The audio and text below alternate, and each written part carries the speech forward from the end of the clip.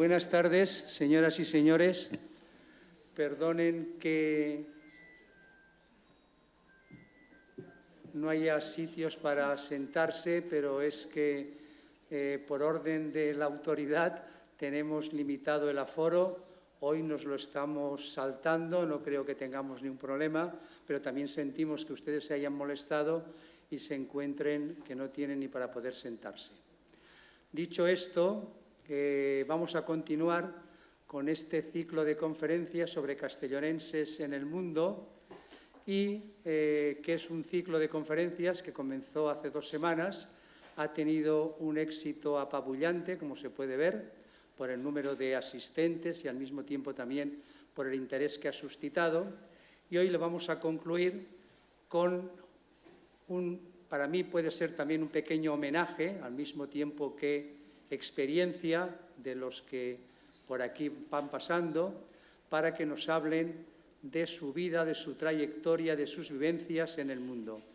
Paso la palabra al vocal, al vicepresidente del Ateneo, don Rafael Vicente, que es el quien ha organizado todo este ciclo y que a él le corresponde pues ya concretar detalles sobre este acto que vamos a seguir esta tarde. Gracias. Buenas tardes, gracias, presidente. Efectivamente, hoy se cierra este ciclo que ha estado dirigido fundamentalmente a 3 grandes materias que nos han explicado gente de Castellón que está ejerciéndolas fuera de Castellón.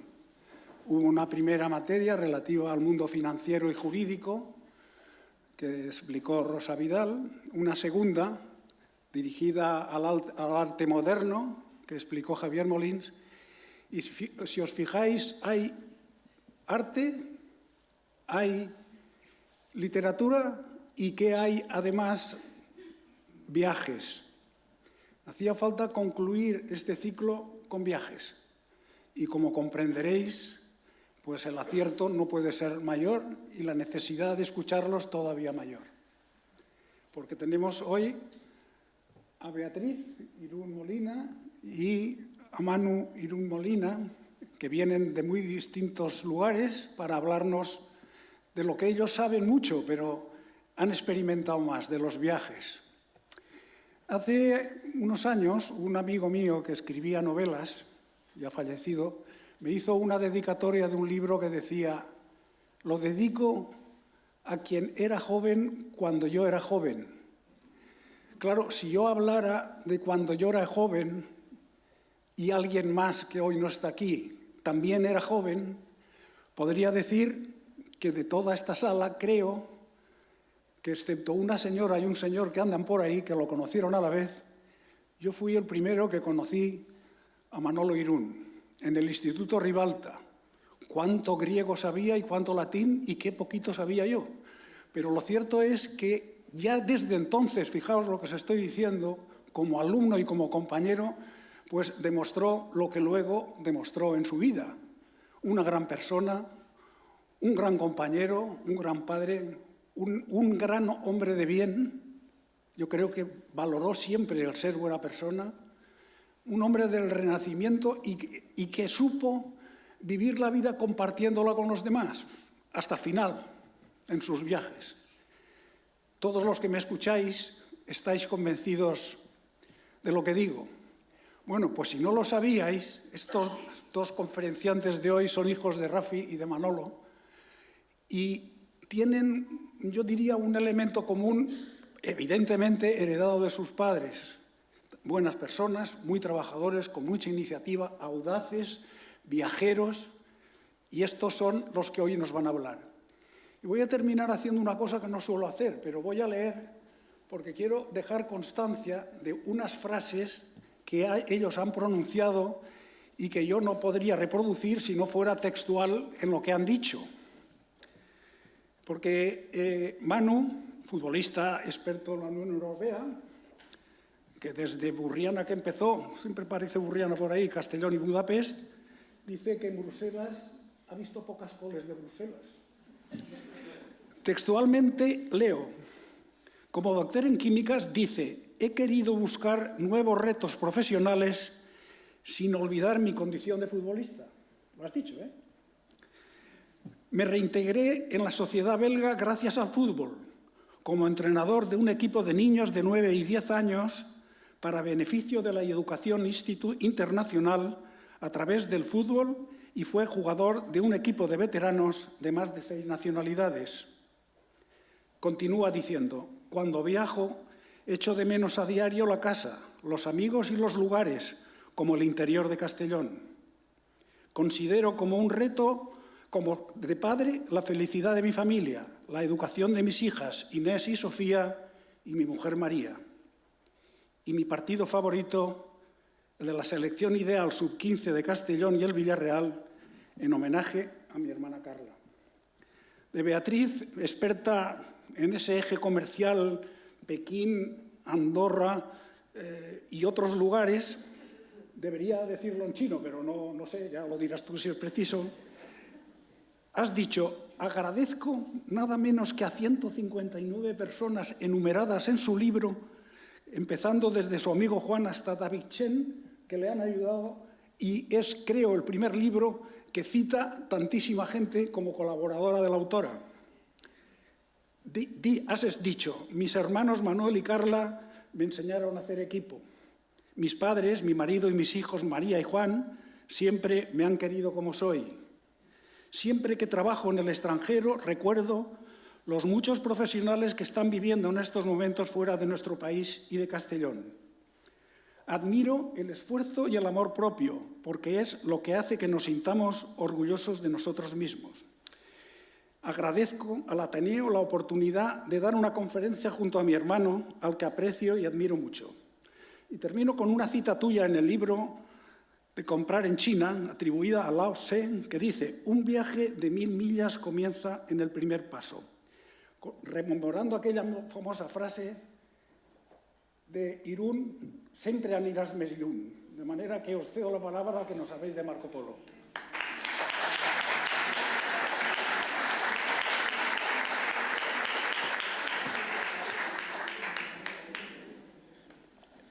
Presidente de Ateneo, Rafael, muchísimas gracias por acogernos en lo que consideramos nuestra casa y queridos amigos, queridos familiares, muchísimas gracias por venir esta tarde, por intentar que aprendamos juntos un ratito y que compartamos pues este viaje de vida que, como acaban de introducirnos, es lo que os queremos contar. El placer es mutuo, como podéis imaginar, con mi hermana Beatriz, con la líder de la familia y de las hermanas, donde mucho de lo que va a pasar aquí creo que se reflejará en lo que diré. Efectivamente, si estamos aquí, seguramente no solamente es por Irún y cada vegada més lluny de mi padre, pero por Manolo, ¿no? Por Manolo, por lo que ha supuesto él en la sociedad de Castellón y por el cariño, yo creo que le tenemos todavía todos. Pero seguramente no estaremos aquí, ni Beatriz, ni yo, ni Carla, que también está muy presente, sin nuestra madre, que no solamente de manera biológica nos trajo al mundo, sino que todo lo que pasa, y los vamos a contar, desde luego no hubiera podido ser sin su apoyo incondicional. Dicho eso, si me permitís, cuando empezamos un poquito a diseñar el aterrizar con vosotros de este viaje de vida, no era difícil pensar que las carreras profesionales que tenemos, que nos han llevado fuera de Castellón, pero creo que con el denominador común de mi hermana, de no perder nunca de vista nuestras raíces y dónde venimos, nos tenía que llevar o nos tenía que transportar un poquito de viaje con vosotros, ¿no? Por tanto, sentiros cómodos, abrocharos el cinturón si queréis, que nos vamos de viaje y vamos a disfrutar. Marco Polo, fijaros, para nosotros la referencia pasa mucho también por Manolo, ¿no? En cuanto a que nos enseñó el oficio de viajeros, que queremos contaros también hoy, desde esa parte humanista y desde esa parte de profesor, de padre, ¿no? que también tuvo. Ponemos un poquito en el mapa enseguida Venecia, porque lo veréis enseguida que él, desde que somos muy niños, pues nos ha enseñado a viajar, y Venecia siempre ha sido un punto de inicio, ¿no? También para Marco Polo y para todo lo que supone. Si seguimos un poquito con eso, y seguro que conocéis igual o mejor que nosotros, la experiencia de Marco Polo en vida se refleja en el libro de las maravillas, ¿no? en el libro de su vida, de todos los viajes. y tiene en común un poquito lo que nos ha pasado a nosotros, que antes de salir y conocer y descubrir, son su padre, Nicolo, y su tío Mafeo, quien le enseñan un poquito el oficio, ¿no? Pues bueno, yo creo que ahí estamos de acuerdo que tenemos denominadores comunes. Si vamos un poquito donde empieza todo, yo creo que los que nos conocéis y seguro que encontramos denominadores muy comunes. Yo empiezo un poquito mi charla con lo que era nuestro día a día, ¿no? en la plaza, lo que es la Plaza del Real hoy, la Plaza General Sanjurjo, para aquellos que tenemos un poquito más de memoria, y lo que supone el cambio de domicilio de la calle o de la Plaza General Sanjurjo, la calle en medio, justo cuando yo tengo 12 años, cuando Bea tiene 15, cuando mi hermana Carla tiene 9. Eso es el año 86, es el año que España entra en la Comunidad Económica Europea, recordaréis. Por tanto, ya marca un poquito un hito en lo que es nuestra visión de Europa, lo que va a ser después mi carrera profesional. Por supuesto, esa primera mudanza tiene mucho que ver con el primer viaje familiar, que es el de fines de semana entre Benicàssim, entre Alcúdia de Veo, es decir, donde nos enseñan ya nuestra familia lo que es viajar en el sentido no solamente de conocer, sino de hablar con gente, de encontrarnos y tener puntos de encuentros culturales también. Fijaros, el viaje sigue y el segundo viaje un poquito donde nos sentimos cómodos para aterrizar aquí hoy es en el viaje educativo, es decir, todo lo que tiene que ver con educación. Y yo particularmente me formo en el Colegio Herrero, a partir de ahí sigo mis estudios en el Instituto Ribalta, solamente 2 cursos, con Charo Oñate de tutora en primero y veo a Manolo aquí, de tutora de matemáticas, pero enseguida, bueno, la visión de mi madre también me hace ver que en ese año se monta el primer piloto de bachillerato internacional, en el Mixto 5 y bueno, pues disfruto de una generación que me permite ver Castellón con una perspectiva de futuro y una perspectiva un poco de expansión internacional. A partir de ahí, mi carrera educativa, mi viaje educativo sigue en la universidad, en la UGI, recién, digamos, constituida como Universidad Jaime I, después de ser colegio universitario, y bueno, sigo los pasos de mi madre como ciencias químicas, como soy, y mi doctorado en química. Todo eso, si queréis, o si lo queréis entender también desde una perspectiva viajera, porque en esos años de cambio, también en España, es los momentos donde mi padre tiene la visión de ver que bueno, caen fronteras, ¿no? Es posible el no solamente viajar mucho por España, donde habíamos viajado para conocer Toledo, Salamanca y todo lo que él nos quería explicar, pero ya nos empieza a sacar fuera, ¿no? Y ahí es donde, pues, que en los viajes familiares de mucho recuerdo, pues empezamos a disfrutar no solamente de Venecia, de Roma, de Atenas, de Estambul, también de Yugoslavia, y recordaremos ese viaje familiar, y he visto a Dragan Punisic, que ha venido esta tarde, con lo que lo recuerdo con mucho cariño. ¿Por qué? Porque al fin y al cabo son momentos donde el viaje de vida me lleva a tomar decisiones que bueno, pues son muy bonitas de tomar. Con el tiempo te das cuenta que posiblemente son las correctas, pero entender que para un chaval de 18 años de Castellón, que se ha sacado el bachillerato internacional, que mi madre había hecho mucho por poder abrir oportunidades, me llega la oportunidad de irme a Lyon, al INSA, al Colegio de Ingenieros.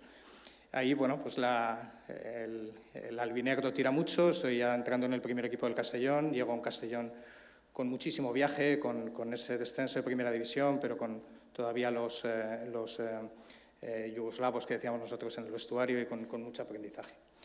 Para mí el fútbol, ¿por qué lo traigo esta tarde? Porque vuelve a ser un viaje. Yo creo que lo ha comentado antes Rafael, lo que me está sirviendo en esta vida, no solamente como deporte, sino como idioma. Fijaros, en esta transparencia no solamente me veis de futbolista jugando en Las Palmas, también me veis con mi abuela recibiendo un homenaje en el centenario del Castellón, devolviéndole un poquito el cariño del Mediterráneo con uno de mis cuadros, que con mi tía Fini también he tenido el placer de compartir hobby, y bueno, el Estadio Castalia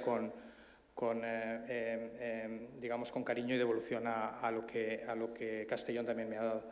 Pero es que el fútbol efectivamente me ayuda a aterrizar en Bruselas en el 2004, representando los intereses del sector cerámico, del sector de fritas y esmaltes de Castellón, que en ese momento, pues bueno, ve la necesidad de situar más conocimiento en Bruselas, porque son años donde las regulaciones europeas pues empiezan a tener un riesgo de competitividad del sector. Y ahí es un poquito donde aterrizo en Bruselas de la mano del sector, pero bueno, poco a poco ya voy viendo que es un mundo profesional que me interesa y que quiero profundizar. El fútbol, como ha dicho Rafael, enseguida me abre una puerta, porque no solamente para conocer la comunidad internacional en Bruselas, sino también para ayudarme a conocer pues, diferentes culturas, diferentes valores del deporte y abrirme pues, a lo que son las nuevas generaciones, ¿no? a cómo poder seguir formando a todos los que vienen detrás, que eso también es algo que en casa pues, lo hemos aprendido de primera mano. Ahí hay un proyecto muy bonito que, fijaros, todavía no se ha hablado de Unión Europea, pero para mí es una de las riquezas de lo que hago en Bruselas, que es la Rojita de Bruselas, que es una academia de más de 150 niños de todas las partes de España, o también del extranjero que hablan español, y donde les damos un poquito los valores que yo también aprendí en la Plaza del Real, ¿no? Jugando con un balón y disfrutando de la plaza. Pero llega un momento también de reto profesional donde empiezo a darme cuenta que Bruselas no solamente es un sitio interesante para mejorar la competitividad del sector de Castellón, sino también es un sitio donde se le puede influenciar a gran escala, ¿no? Es donde empiezo a entrar en contacto con la Comisión Europea, con el Parlamento Europeo, con el Consejo de Europa, es decir, donde se llevan todas las regulaciones a cambio. Pero me encuentro con la limitación de ser un químico con poco conocimiento de lo que es el mundo europeo entre sí y, bueno, pues decido, y gracias a mi hermana, hoy tengo la oportunidad de decirlo públicamente, gracias a mi hermana, pues entro en el Colegio Europa, que es una de las instituciones más prestigiosas a nivel de formación de funcionarios europeos, donde además me cambia la vida, no solamente por los conocimientos que adquiero, sino también por conocer a mi mujer, a María, ¿no? Por tanto, ahí empieza un viaje familiar que nos ha llevado pues, hasta donde estamos. Juntos ya tomamos alguna decisión, que es que si quiero realmente tener una carrera profesional donde pueda dejar huella, tengo que formarme con los mejores en materia de innovación, en materia de tecnología, y así lo hago durante unos años de mucho esfuerzo en el Imperial College en Londres, en temas de gestión de negocio y sobre todo en la Universidad de Berkeley también en California para entender mejor cuáles son las dinámicas de innovación. Y eso me lleva a lo que os quería contar hoy un poquito más en detalle, ¿no? Pero siempre es importante acompañarlo de ese viaje de vida. Este es mi día a día. O sea, esta es una reunión reciente en el Parlamento Europeo donde estoy presentando un poco lo que es mi trabajo y lo que es el trabajo de 70 personas del Instituto Europeo de Innovación y Tecnología, que como veis aquí es una de las 51 agencias descentralizadas que tiene la Comisión por todo el territorio europeo. Es decir, para aquellos que estéis un poquito más familiarizados, hayáis viajado a Bruselas, la Comisión Europea son como los ministerios a nivel nacional, pero en Europa, pero aparte de unos años atrás sí que ha ido descentralizando con agencias que damos servicio 12.000 personas que estamos directamente empleadas por esas agencias. En 24 Estados miembros damos servicios a más de 440 millones de personas en muchísimos ámbitos y en muchísimas áreas. El mío y el que me ocupa diariamente es en materia de innovación y en materia de tecnología. En España tenemos varias de ellas. Si estáis muy familiarizados, la más cerca es la de Alicante. Está la oficina de propiedad intelectual de la Unión Europea, la antigua Oficina de Patentes. También está el Instituto de Prospección Tecnológica en Sevilla, la Agencia Europea de Control de Pesca en Vigo. Tenemos compañeros en el Centro Europeo de Satélites en Torrejón y una agencia más pequeñita en materia de fusión de energía en Barcelona. Igualmente, como os decía, en los diferentes Estados miembros. Esto es lo que nos lleva a Budapest en el año 2015, aprovechando también una serie de circunstancias donde, bueno, familiarmente teníamos interés de, además de conocer Bruselas, o sea, conocer Europa desde Bruselas, conocer Europa desde el este. Como diría Marco Polo en alguno de sus viajes, pues donde vayas aprende e intenta llevarte ese conocimiento. Para nosotros como familia, como comprenderéis, ver Europa desde el este han sido 7 años muy interesantes. no solamente porque además hemos tenido ocasión de coincidir en alguno de los viajes del Ateneo y encontrarnos por Budapest, sino por supuesto diferenciar las diferentes culturas, las diferentes modos de pensar y de vivir de personas de Hungría, de Rumanía, de Polonia, de Eslovenia, de Eslovaquia, de Chequia, es decir, con todo lo que eso supone. Ese es mi despacho, y ese es mi despacho muy de Castellón, porque ese es un cuadro que pinté durante la pandemia, llamado a ser un autorretrato, que alguna vez en la vida tienes que sentarte ante ti mismo y mirarte. Lo tengo muy cerquita donde me siento, porque además me recuerda mucho a mi padre. Él siempre decía que con un 6 y un 4 haces la cara de tu retrato.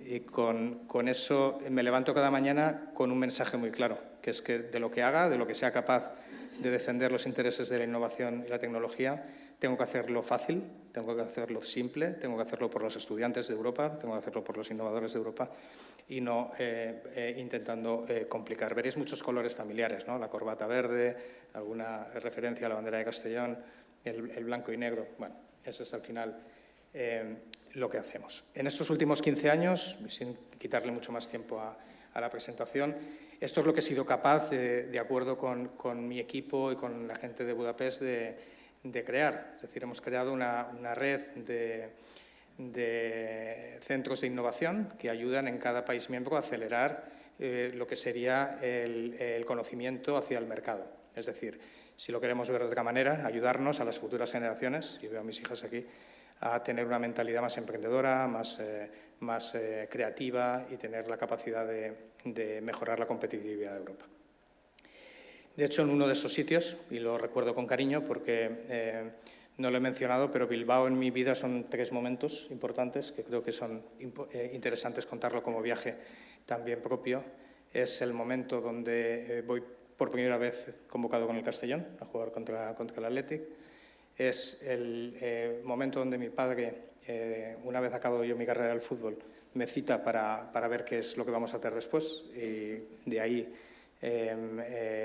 vuelo a Bruselas el día de su cumpleaños, el 8 de enero de 2004. Y la tercera vez, como bien sabéis, pues, el día de su despedida, que también es además un día antes cuando visitó el centro de innovación que existe en Bilbao. Sin más, todavía profundizando en mi trabajo de día a día y lo que es la Unión Europea y la capacidad de vertebrar a través de todos esos puntos que habéis visto en el mapa, parafraseando términos futbolísticos, nuestro equipo titular. O sea, estas son nuestras 10 comunidades de innovación.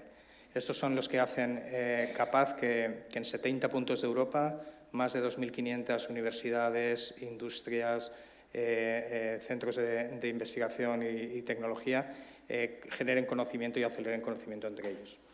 En materias que son retos sociales, es decir, el último que estamos trabajando es todo el reto del agua, que como sabéis, pues bueno, es un reto social importantísimo y que nos va a guiar en muchas de las líneas de innovación, pero llevamos ya años trabajando en temas de cambio climático, en temas de digitalización, energía, por supuesto salud, materias primas, alimentación, producción, movilidad urbana y cultura y creatividad.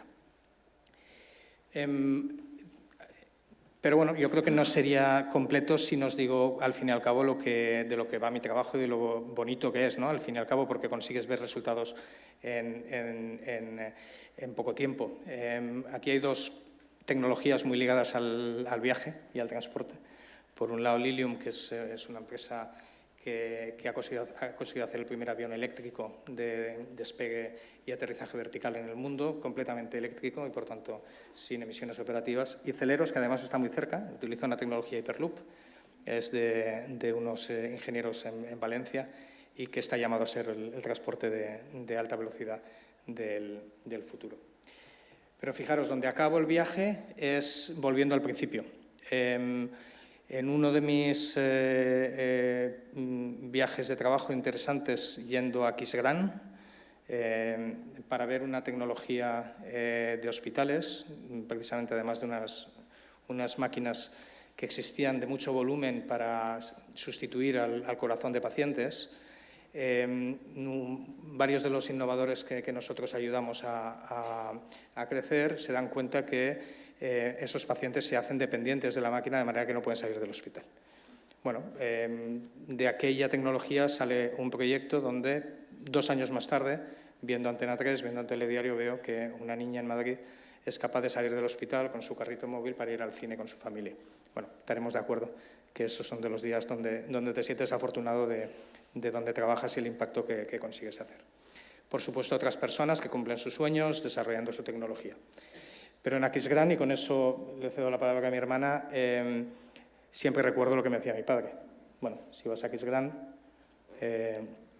acuérdate de Carlos V, ves a la catedral, date un paseo, luego cuando vuelvas a Bruselas, acuérdate que en Carlos V fue el funeral de Estado allí, pero de camino, si puede ser, párate en Colonia, ves a la catedral, visita las reliquias de los Reyes Magos y acuérdate que tu padre empezó el viaje de vida, empezó su Erasmus particular con su hermano Alfonso en un restaurante pelando patatas cerquita de la catedral. Por tanto, al final siempre es importante viajar, siempre es importante conocer y a partir de ahí, bueno, el homenaje a Manolo y espero que os haya, por mi parte, ilustrado un poquito lo que es mi día a día y el viaje de vida. Beatriz.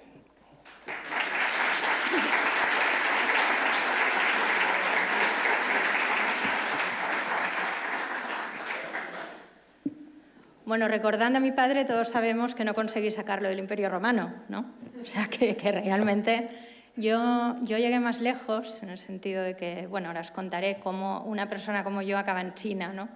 El viaje de Marco Polo, ¿no? Pues tiene sentido empezando en Europa y acabando en Asia.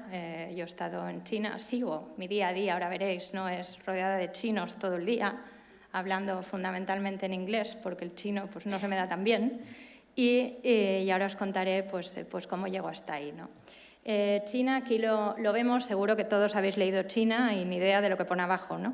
Eso es lo que suele ocurrir, es decir, el mundo chino y el mundo occidental pues somos como el agua y el aceite, no nos mezclamos jamás, ¿no? Es una cultura tremendamente distinta, ¿no? Y esto, pues bueno, ahora os contaré, ¿no? Genera frustración. Aún recuerdo el día que dije, a ver, Beatriz, todos los chinos no pueden estar en contra tuya, habrá que empezar a pensar de otra manera, ¿no? Entonces, bueno, leyendo el nombre, China es Chongguo, que en chino significa el centro del mundo, una cultura milenaria que va a ser difícil, ¿no? Resumir en 3 minutos, pero voy a intentarlo, por lo menos lo más importante, ¿no? En cuanto a referencias históricas, ¿no? De alguna forma, todavía hoy la sociedad, digamos, está organizada de acuerdo a los valores de Confucio, 511 a.C., ¿no? Y, bueno, veremos que hay un par de etapas donde parece que se apartan un poco como sociedad de esos valores, pero desde la dinastía Han, en el 206 a.C., pues adoptan esos valores y son un poco todavía hoy la base que marca todas las relaciones a todos los niveles, ¿no? Civiles, empresariales, políticos, absolutamente todo, ¿no? Dando un salto, empezando por los primeros testimonios de ese viaje, en el año 40, 70 después de Cristo, tenemos los primeros testimonios anónimos, precisamente de un autor grecoparlante, ¿no? Donde decía pues, que existía una ciudad llamada Tina, que era grandísima y era desde donde se exportaban pues, todas las sedas y los tejidos séricos. Séricos porque al norte de China en ese momento se le llamaba Seres o Catay y al sur de China se le llamaba Xin o Mangi, ¿no? Luego veremos que Catay ha sido conservado, ¿no? Un poco por poetas y todavía hay quien se refiere al norte o al sur de China, o sea, al norte de China como Catay, pero las otras palabras se han perdido, ¿no? Precisamente de aquí el siguiente testimonio al que hago referencia, ya es también griego, como no, Ptolomeo, en el año 100 después de Cristo, quien dibujaba, ¿no? Esos mapas diciendo que los seres vivían arriba de los sinos, es decir, los del sur de China y los del norte. Dando un salto a 1300 hasta 1644, sabemos que China, la dinastía Ming, es la que durante esos 300 años, ¿no? Pues habita o lidera, ¿no? Lo que es ese proyecto como país. Y ahí realmente es una etapa donde existen muy poquitos testimonios europeos, ¿no? Todavía se viaja, no solo comerciantes, también misioneros, ¿no? Pero bueno, hay de hecho muy poquita población en esos siglos, ¿no? europea que esté realmente documentada. Apenas los hermanos Vivaldi, pues que apenas hablan, ¿no?, de sus viajes precisamente en China, ¿no? ¿Y por qué cito 1644 como un año importante, ¿no? Porque para mí es muy importante entender el territorio y lo que es China hoy. Es decir, sabemos que precisamente la construcción de la Gran Muralla empezó en el 200 a.C., con la dinastía Han, y que se dio por terminada en 1644. Más de 8.000 kilómetros, una obra absolutamente impresionante, ¿no? ¿Por qué se da por terminada? Pues porque el objetivo de la Gran Muralla era precisamente defenderse de Manchuria y de los mongoles, que son precisamente quienes, las tribus manchúes, ganan, digamos, la lucha contra la dinastía Ming y fundan la dinastía Qing. Por tanto, no tenía ya ningún sentido el continuar construyendo una muralla para defenderse de sí mismos, ¿no? Con lo que en esa dinastía Qing sí que vuelven a estar bastante documentadas todas las visitas de europeos, ¿no?, a China, de nuevo, ¿no? Y de alguna forma, pues esa etapa anterior, donde en esos 300 años, ¿no?, se habían abandonado, ¿no?, el seguimiento de esos valores de Confucio, pues vuelven a recuperarse y vuelven a ser importantes, ¿no? A partir de ahí, en 1644, pues bueno, hasta China tiene los mismos territorios que dice China tener hoy, ¿no? Taiwán ya lo tenían y anexionan lo que es tanto Mongolia, la parte de Inner Mongolia, sabemos que Mongolia también tiene una parte, ¿no?, que no es China, Xinjiang y el Tíbet, ¿no? Y con esto es, de alguna forma, ¿no?, pues los mismos territorios que podemos encontrar en la China, en el mercado chino que describimos hoy, ¿no? Se documentan muchos intercambios con Europa, ¿no? Por ejemplo, todos los regalos que hacía uno de los emperadores de la dinastía Qing, precisamente pues con Francia, ¿no?, con el rey Luis XIV, ¿no? Precisamente ahora hay una exposición, ¿no?, en la ciudad china de Hangzhou, donde dicen Lyon en el siglo XVIII, ¿no? Por tanto, allí pues podemos ver también pues todos los regalos, libros que se intercambiaban precisamente entre Europa y China también en esta época, ¿no? Saltando y yendo un poco más adelante, voy a empezar con lo que llama el presidente actual de China, Xi Jinping, el que más poder acumula después de Mao Zedong, y ahora os explicaré un poco por qué, ¿no? Y realmente ahí lo que voy a tratar un poco de explicar es lo que él llama el siglo de la vergüenza, ¿no? Un poco desde 1839, como sabemos, la Primera Guerra del Opio, hasta 1949, que es la fundación de la China que conocemos hoy, ¿no?, la República Popular de China. Por tanto, ahí pues pasamos dos guerras del opio. Primero pierden Hong Kong en 1841, después en 1860 la Segunda Guerra del Opio, Kowloon y nuevos territorios, que como sabemos por el Tratado de Nankín los recupera otra vez China en 1997 y además pues tienen también colonias, tienen extranjeros que invaden, ¿no? De alguna forma todavía hoy si visitamos Shanghái tenemos la concesión francesa, la concesión británica, que es un poco lo que queda de cuando precisamente británicos y franceses ocuparon una parte de China, también en el norte, la provincia de Shandong por parte de japoneses, ¿no? Bueno, volviendo ahí un poco en la situación económica, la situación del país, de China era pobre y el emperador, pues todos habréis visto, ¿no?, la película de El último emperador, ¿no?, cuando abdica Puyi en 1912, ¿no? Precisamente abdica pues porque se ha gestado una revolución que viene del campo para cambiar las cosas, ¿no? Aquí nace el Partido Nacionalista Chino, en un principio, ¿no?, liderado por Sun Yat-sen y que luego seguiría Chiang Kai-shek, que como sabemos es el Kuomintang, el Partido Nacionalista, quien afrontará esas dos guerras con Japón. La Segunda Guerra con Japón es precisamente donde China recupera Taiwán, sabemos que ayudado, ¿no?, por la URSS y por Estados Unidos, y a partir de ahí pues es lo que ya conocemos, ¿no?, como ellos dicen, ¿no?, que está China hoy, ¿no? De alguna manera, a partir de ahí empieza una guerra civil en China en 1927, que termina en 1949, y Mao Zedong, otra vez, una revolución que es parte del campo para cambiar las cosas, y gana la guerra.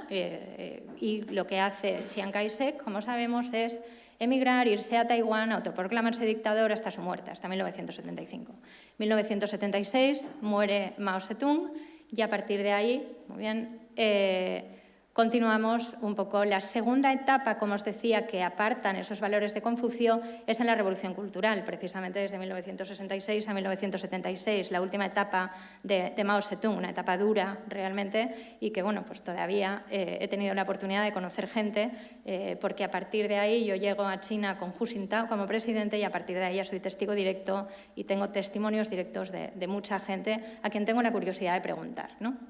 De alguna forma, con Mao Zedong empieza el Partido Comunista Chino, lo que conocemos hoy de China, pero con Deng Xiaoping, a su muerte, realmente lo que tenemos es un socialismo con características chinas y, bueno, una forma distinta de hacer las cosas y de salir de esa pobreza, y ahí comienza lo que es el milagro económico chino, que todos conocemos, ¿no? Todos en los 80 veíamos que los productos que venían de Asia eran fundamentalmente de Taiwán, de Singapur, de Corea del Sur o de Japón, mientras que ahora prácticamente todo está fabricado en China, ¿no?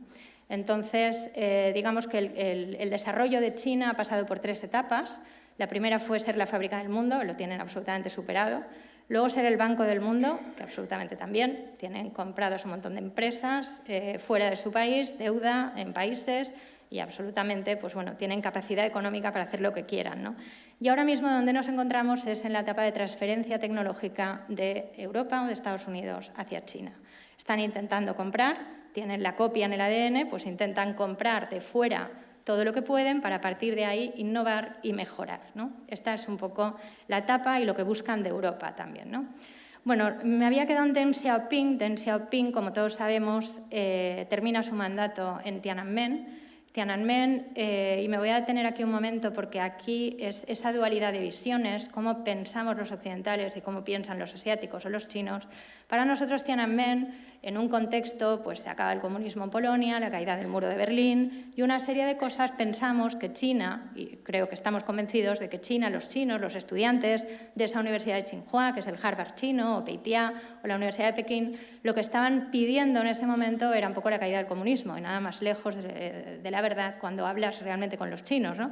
Lo que estaban un poco reclamando es que Deng Xiaoping quería hacer una serie de cambios en el gobierno y lo que querían era más apertura económica porque les estaba funcionando el sistema. Tienen un partido, 2 sistemas, es decir, un partido comunista, pero 2 sistemas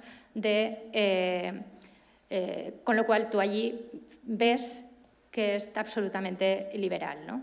A partir de ahí, después de Tiananmen, hay un par de presidentes más y llega Xi Jinping en 1912, que es, como digo, es el único presidente que va a ser vitalicio después de Mao Zedong, un cambio importantísimo a nivel político que va a afectar al mundo, y esto lo consigue en la Asamblea Nacional precisamente por el Belt Road Initiative, por la recuperación de la ruta de la seda por vía marítima y vía terrestre. Ahí entro yo y ese es mi contexto, como os decía, todo. Y aquí os vengo a contar profesionalmente cómo acaba una persona como yo metida entre tantos chinos, ¿no? Porque esta es mi realidad. O sea, esta foto, soy la única occidental. Yo cuando voy a los foros Unión Europea-China o cualquier otro me sientan con los chinos, no me sientan con los occidentales, ¿no? Entonces, pues bueno, de alguna forma pues quería compartir con vosotros lo que es mi día a día, ¿no? Como sabéis, no es que mi hermano tenga varias hermanas, ¿no? Es que realmente soy la misma hermana que he hecho varias cosas, ¿no?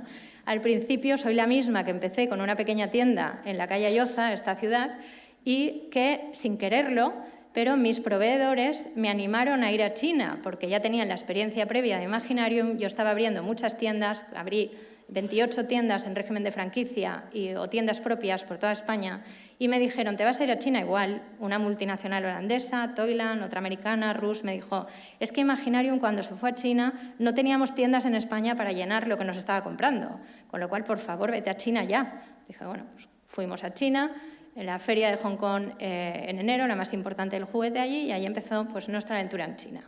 Cuando llegas a un país allí, siempre digo que no por visionaria, porque además pilló la crisis aquí en el 2007-2008 y yo precisamente el 2008 con las Olimpiadas de Pekín es cuando me traslado a vivir a China con mi familia, ¿no? De alguna forma llegas a China y tienes la sensación de que todo está pasando allí. Y profesionalmente, una persona con 30 y pico años no se lo quiere perder. Dices, bueno, pues aquí habrá algo que hacer, ¿no? De cada una de mis etapas, como empresaria, como consultora, como profesora, os voy a decir además que es para mí lo que he aprendido, ¿no? Yo del sector del juguete he aprendido un par de cosas, ¿no? Primero, era maravilloso ser empresario en el año 2000 en España. Entre el 2000 y 2005 era estupendo. Lamentablemente la fiesta se acabó. No vuelve a ser lo mismo ser empresario en este país, ¿no? En los años siguientes. Entonces, bueno, algún día quizás lo vuelva a ver, ¿no? Lo que aprendí fue la estacionalidad y veréis que mi profesión, mi día a día, no es igual enero, febrero, marzo o septiembre, sino que mi trabajo cambia en ciclos anuales y cada vez hago una cosa, vivo en un sitio y lo llevo fenomenal, ¿no? Por tanto, ahí aprendí la estacionalidad. Como consultora internacional de empresas, yo siempre digo que cuando llegué a Pekín, el primer año no hice nada, ojalá hubiera aprendido un poco más de chino de lo que aprendí, pero no hice nada, simplemente observar, ¿no? El sentido común me decía que se hacía lo mismo que estaba haciendo aquí, no creo que hubiera tenido éxito, ¿no?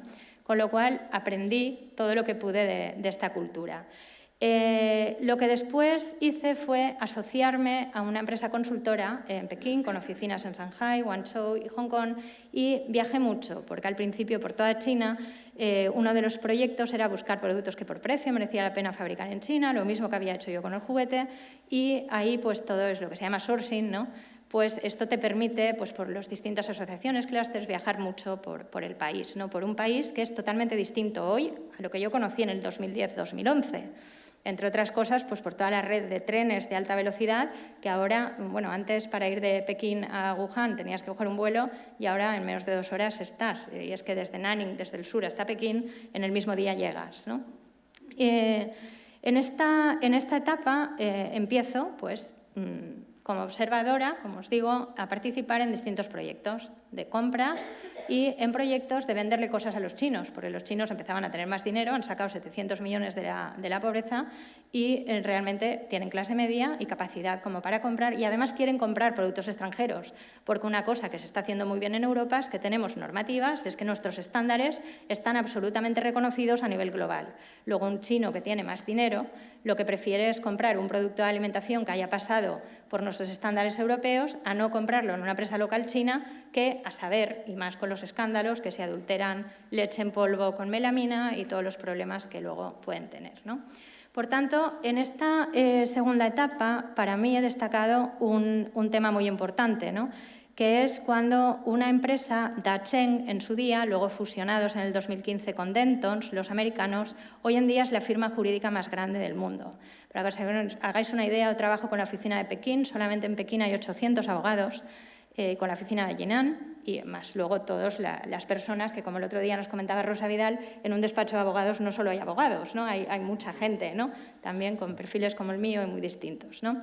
Y bueno, pues un día me llama uno de los socios, después de haber participado en una reunión, que os voy a contar así bastante rápido, una reunión un poco surrealista, ¿no? A mi entender, donde estuve bastante callada, donde una empresa de automoción china pretendía, que había salido de una joint venture con una japonesa, pretendía exportar sus coches a Europa. Y yo no veía el proyecto por ningún lado, no, sabía poquísimo de automoción, con lo cual lo mejor que podía hacer era callarme. Pero realmente fabricaban con motores Euro 4, con lo cual en normativa aquí en Europa estábamos con Euro 6, entonces, desconozco ahora, y realmente, pues bueno, pues no hablé nada, ¿no?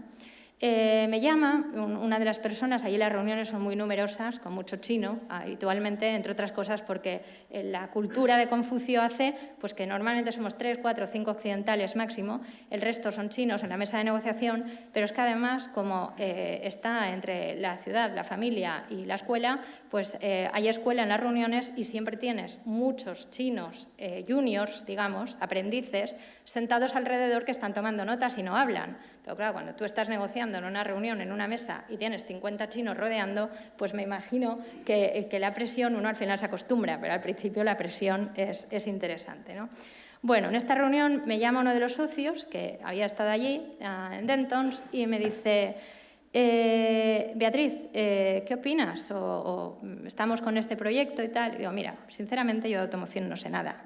Digo, lo único que sé de tiendas y de marketing es que si no puedes ser el primero en una categoría, inventa otra categoría en la que puedas ser el primero, ¿no? Es una de las leyes inmutables del marketing, ¿no? A partir de ahí, bueno, seguimos 2 años entre unos proyectos, otros, tal, coincidiendo, y me llama un día esta misma persona en el 2013 y me dice, Beatriz, quiero que nos ayudes en proyectos de participación público-privadas. Y yo le dije, mira, con todos los respetos, digo, yo sé de tiendas, sé de retail y sé de algunas cosas, pero es que de PPPs no sé nada. Y me dijo, pues estudia y aprende. En ese momento, y gracias a un par de personas que además están hoy aquí en la sala, que en ese momento eran vicerrectores de la Universidad Jaume I, me animan a, ¿por qué no haces el doctorado en la UJI? Y efectivamente ahí empiezo mi doctorado. A tiempo parcial, más de 5 años, 5 años más el tiempo de descuento, y termino analizando los 34 factores de riesgo de la inversión extranjera en China. Dentons es el despacho ahora mismo que estaba asesorando el proyecto de ley para modificaciones y protección de la inversión extranjera en China. Y los chinos, lo cierto es que cumplieron lo que me dijeron. Me dijeron, tú estudia y no te preocupes que te vamos a poner en todas partes, en todos los sitios donde realmente puedas tener acceso a información.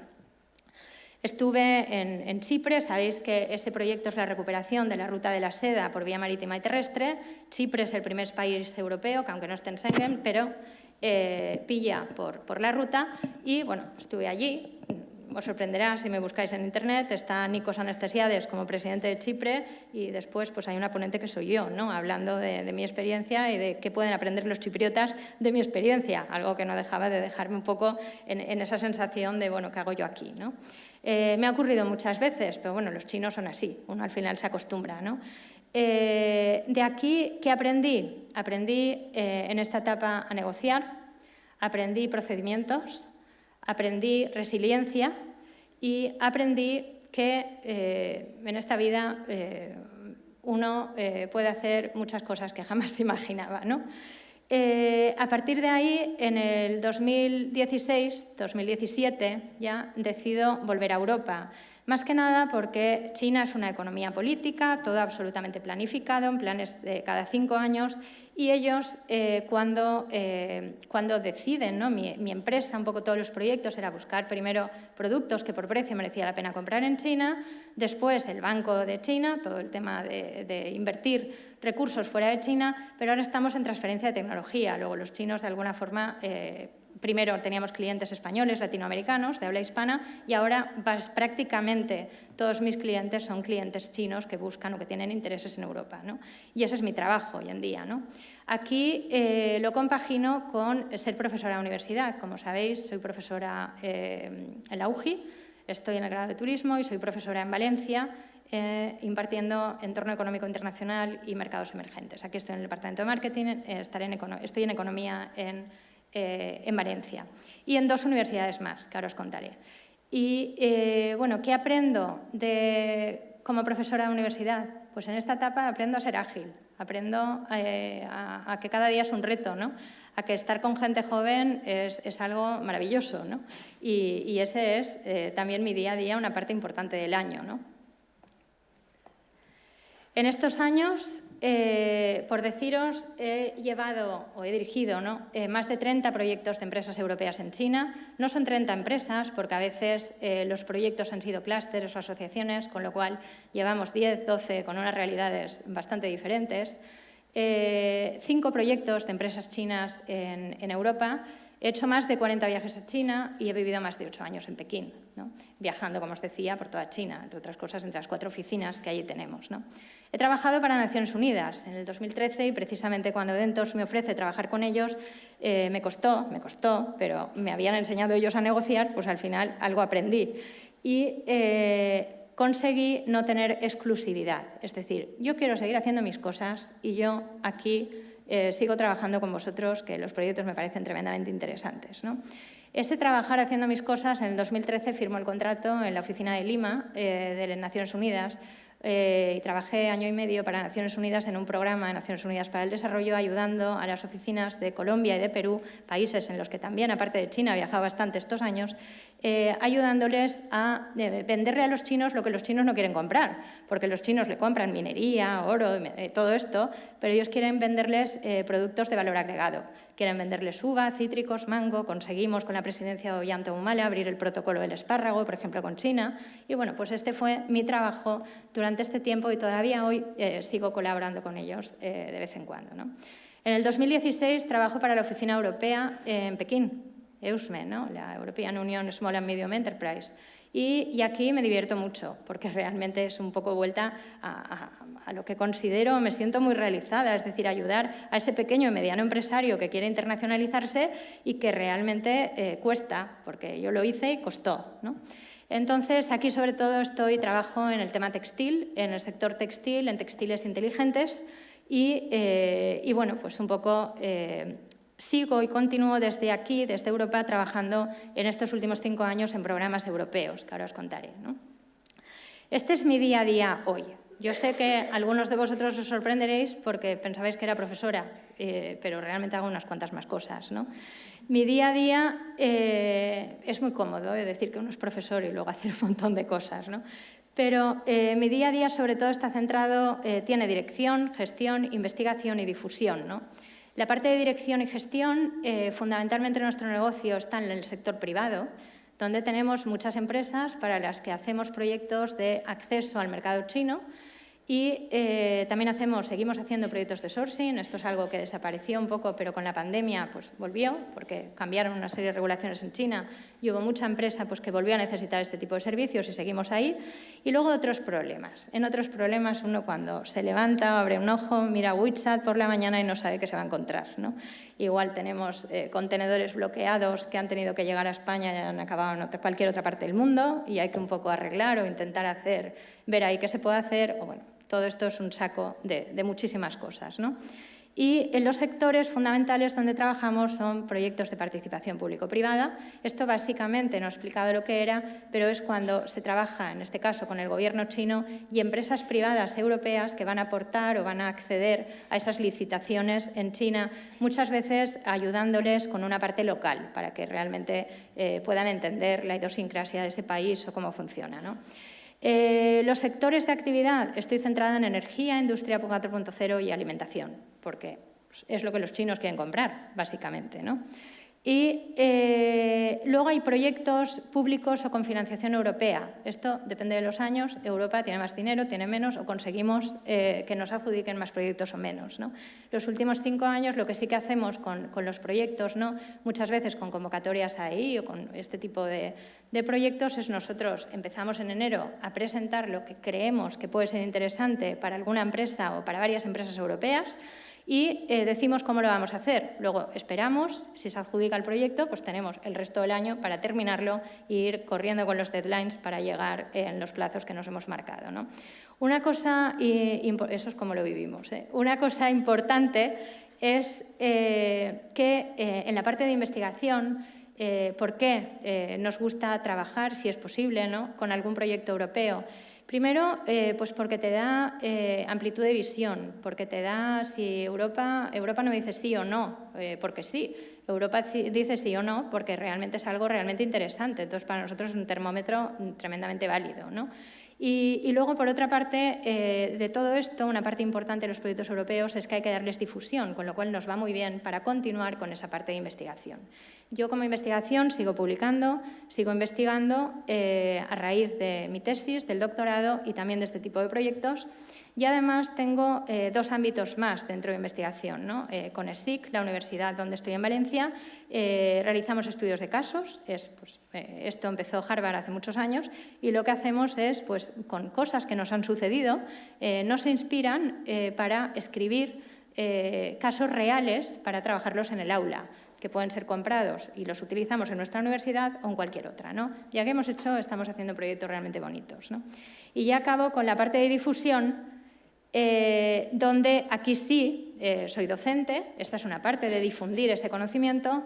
Por otra parte, también en universidades, como os decía, mi año termina desde octubre a Navidad en la UJI y en ESIC, empieza en enero en USIL, en una universidad en Perú, donde doy unas clases muy específicas de lo poco que queda, ¿no? del área de franquicias, que todavía pues me gusta recordar, y doy clase en febrero en una universidad suiza que es Batel, ¿no? Donde lo concentro y ahí también me divierto porque es emprendedurismo la asignatura que doy con estudiantes extranjeros en proyectos también europeos, ¿no?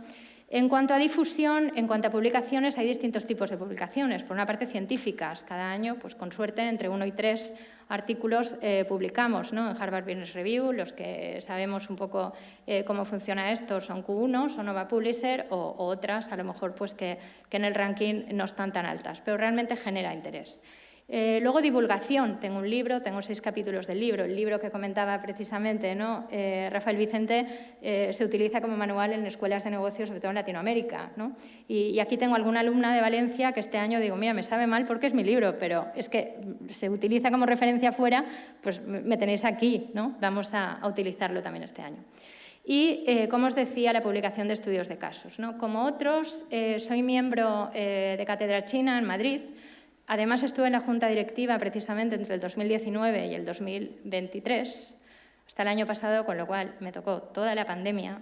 Cátedra China es un think tank donde hay distintas áreas, tanto la parte diplomática, empresarial o académica, y nos consultan temas, gobiernos locales, regionales, bueno, cuando tienen alguna duda con el mercado chino, ¿no?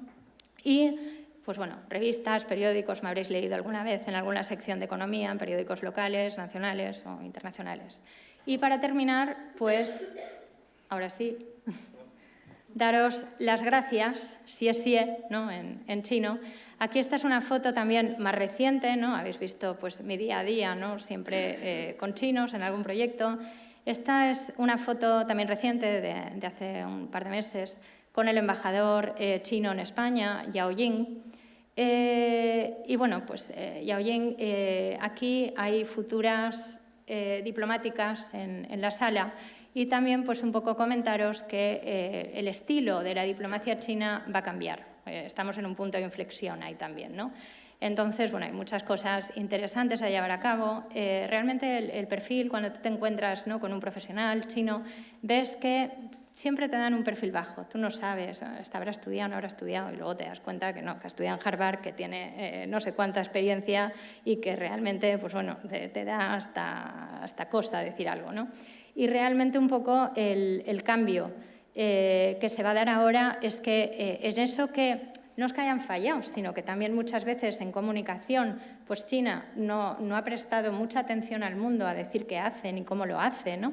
Pues esto vamos a ver que va a cambiar, que realmente ahora ellos no plantean, son la segunda economía del mundo, pero no plantean un liderazgo al uso como ha hecho Estados Unidos hasta ahora. Habrá sorpaso económico o no, pero lo que plantean o lo que dibujan es un mundo multiglobal, ¿no? Donde habrá distintos polos de liderazgo y no va a haber un liderazgo único como estamos acostumbrados, ¿no? Y dentro de esto, pues bueno, en comunicación van a hacer cambios importantes que la diplomacia pues lo va a notar, ¿no? Y hasta ahí, muchísimas gracias y espero que este viaje a China...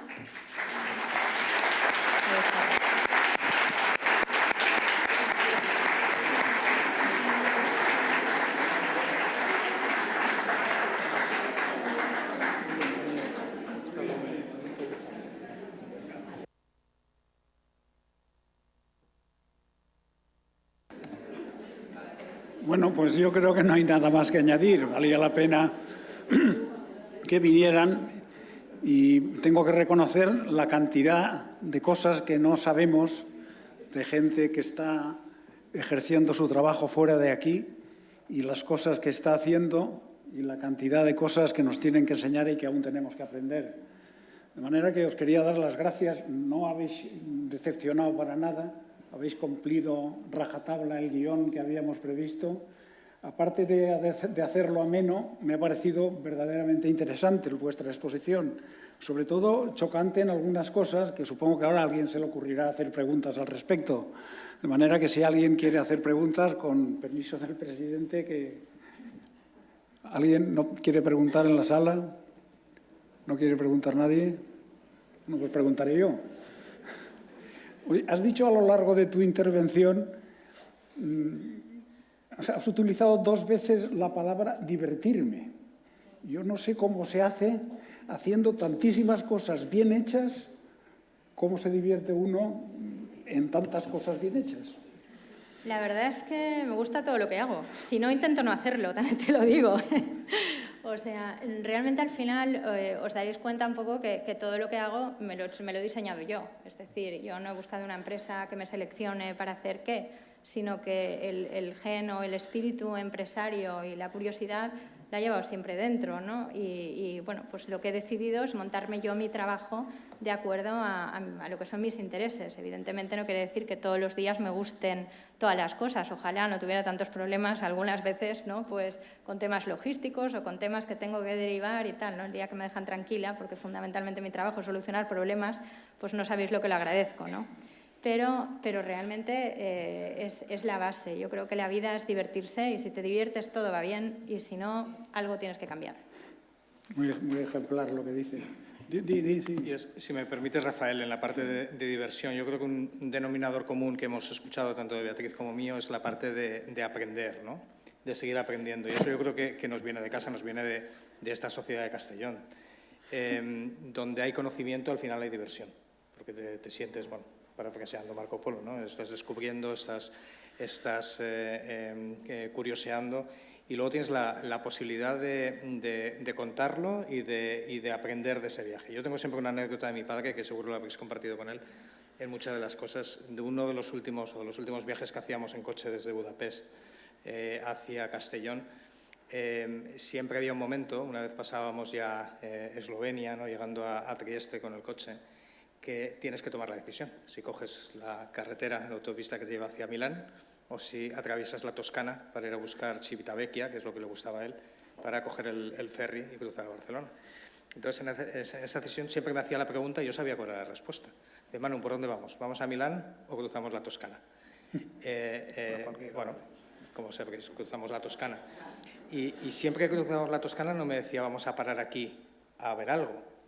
Dice, vamos a parar aquí que te voy a enseñar algo. Y ese matiz es importantísimo, porque en ese enseñar es aprender, en ese aprender es divertirse. En ese divertirse es volver a casa y contarlo. Y ese es el legado un poco que tenemos nosotros y la responsabilidad también, que creo que Beatriz lo ha dicho muy bien, no solamente de trabajar, no solamente de aprender, no solamente de inspirar, sino luego contarlo y ser capaces de sobre todo que las siguientes generaciones pues sigan disfrutando de ese viaje que estamos haciendo. Allá hay una pregunta. Pepe Martín. Buenas tardes. Muchísimas gracias por la conferencia. A ver, hay un principio de teoría política que dice que una sociedad, cuando alcanza un cierto nivel de desarrollo económico, de bienestar, de clases medias amplias, necesariamente reivindicará derechos políticos, derechos liberales, de elegir a quien te gobierna, ¿no? De derechos sociales, también derechos laborales. Ese principio de teoría política no se está cumpliendo en China. Entonces me gustaría saber tu opinión, ¿no? Si realmente esa sociedad es una sociedad que con su bienestar, ¿no? Pues económico tiene suficiente, o prevés que sí que se desarrollará hacia una reivindicación, ¿no? De derechos políticos, ¿no? De elecciones libres, lo que conocemos como las sociedades liberal-democráticas occidentales. Agradezco la pregunta. Realmente no pensemos que los chinos son conformistas, ¿no? En absoluto, ¿no? Realmente hay algo que de momento les funciona, no están exentos de retos que van a tener que ir resolviendo, ¿no? Pero lo que de momento les funciona es que China hoy crece más que ayer y más que antes de ayer, y que hoy un ciudadano chino vive mejor que ayer y mejor que antes de ayer. Y esto está muy bien en toda la zona este, que en todas esas provincias que están muy desarrolladas, pero cuando uno visita un poquito provincias más hacia el oeste, Sichuan, por ejemplo, pues te pone los pelos de punta cuando ves que esta gente sigue siendo pobre, pero cree en un proyecto común porque China sabe que hoy ellos en su vida no lo van a ver, pero sus hijos van a vivir en una China mejor, ¿no? Yo recuerdo cuando llegué a Pekín, empecé a dar clases, ¿no?, de chino y la verdad es que había contaminación en Pekín, ¿eh? Uno de los motivos también de volver es decir, a ver, yo creo que con mis hijos aquí algo bien del todo no estoy haciendo, cuando no podían salir a hacer deporte al patio porque realmente había muchísima polución, ¿no? De hecho, ellos siempre han estado medio año en cada sitio, ¿no? Y la palabra polución no existía, ¿no? Decías contaminación, no tenemos palabra en chino. Dices, a ver. La primera vez que oigo yo hablar de polución, de contaminación, es en el año 2013, para el que entonces era ministro chino para los asuntos europeos, Yu Yuantan, en un foro en el club de Harvard, ¿no? Y ahí empieza a hablar de polución y empieza a decir, bueno, China, no hemos tenido más remedio, pero ahora nos comprometemos a 0 emisiones para el 2050. Ya les gustaría antes, pero es que no llegan, ¿no? Y esto lo sabemos bien. Una de las cosas, ¿no?, que me pidieron a mí los chinos y que lo voy a contar porque afecta directamente, ¿no?, a la industria cerámica aquí, en la provincia de Shandong, en Jinan, tuve una reunión allí. Bueno, sabemos que hay 4 clústeres importantes de cerámica en China, fundamentalmente está en el sur, está en Foshan, cerca de Hong Kong, pero hay otro clúster bastante interesante en la provincia de Shandong, ¿no? Y me decían, mira, el gobierno ya nos ha dicho, ¿no?, nos dice que o dejamos de contaminar o cerramos. De hecho, cerró el 50% de la industria. Y dice, nos gustaría ver si en Europa podemos llegar a acuerdos de forma que cambiemos cromos, yo vendo aquí, tú vendes allí, y nos enseñan a cómo producir sin contaminar. Dije, bueno, pues oído, pero lo veo francamente difícil, ¿no? Y bueno, realmente cerraron y ahí, pues bueno, uno tiene que estar muy abierto a muchas opciones internacionales muchas veces y la forma de pensar china, la respeto, es mi día a día, la entiendo, pero igual que ellos me dicen, no, Beatriz, es que esto que piden los europeos va a ser complicado. A veces digo, es que mira, esto que queréis los chinos, te digo yo que va a ser muy difícil, no perdamos mucho el tiempo, ¿no? Pues realmente, ¿no?, contestándote a tu pregunta, ¿hasta cuándo van a estar bien? Siempre que mejoren. En cuanto no mejoren, cuando ellos se quejan de la polución, tienen que hacer algo, con lo cual emisiones 0 para el 2050. Y si mañana se quejan de otra cosa, tendrán que responder, porque si no responden, son muchos chinos y como me decían en un curso de negociación, nosotros somos muchos. Digo, sí, enseñadme vuestras técnicas, ¿no? Pero realmente tienen muchísimos retos por delante y no van a ser fáciles, ¿eh? No te sabría decir, pero no va a ser sencillo. Yo me uno a la pregunta porque es un debate muy chulo y si me permitís en breve, porque fíjate, el nexo de unión Europa, defender valores, bueno, temas medioambientales, por supuesto, podemos presumir desde la política europea, ¿no? Pero el reto del emprendedor. Yo cuando llego a Bruselas en 2004, lo he dicho antes, de la mano del sector de fritas y esmaltes, es porque la capacidad emprendedora de la provincia de Castellón no es esperar a que pasen las cosas, sino vamos al punto de conocimiento para entenderlas. Ahí es donde me manda la Asociación de Fritas para entender una regulación que venía en ese momento, que ha marcado los últimos 20 años, porque al fin y al cabo era la adecuación a una serie de estándares europeos, ¿no?, de exigencia para también tener una calidad de vida sin perder la competitividad. Pero esa no perder competitividad es una frase muy simple, pero es un reto muy grande. Porque al final tienes que innovar, tienes que cambiar los hornos, o tienes que adecuarlos, tienes que defender. Y luego, bueno, pues os lo dejo un poquito encima de la mesa porque mucho de lo que se va a hablar en los próximos años, sabéis que justo la semana pasada ha tomado posesión la nueva Comisión Europea, el segundo mandato de Van der Leyen, es mucho sobre soberanía europea. Es decir, de qué tenemos que estar orgullosos y qué tenemos que proteger. Los mercados internacionales con China, con Estados Unidos, con Japón son muy exigentes. Han llegado a momentos que Beatriz ha explicado muy bien, pero también tenemos que defender lo que es, digamos, la creatividad, lo que es los valores europeos, lo que es la tecnología europea, los emprendedores europeos. Por lo tanto, el reto también es no solamente crecer, sino defender lo que es lo nuestro, sin perder de vista que estamos en un mercado libre, en un mercado abierto, en un mercado global. Pues yo creo que en primer lugar tenemos que dar las gracias a Manolo e Irún por las magníficas exposiciones y además me ha parecido muy interesante darle una dimensión universal con el acierto, Rafael, de haber organizado este ciclo, porque ya que este año estamos en el centenario del Ateneo de Castellón, por una parte el Ateneo siempre ha tratado temas locales, temas más de cercanos a nosotros, y creo que este ciclo de conferencias le abre al Ateneo una dimensión universal, europea, universal en una palabra, que es también otra de las finalidades del propio Ateneo, ser localista, pero al mismo tiempo también universalista. Muchas gracias y que continuemos en otras ocasiones.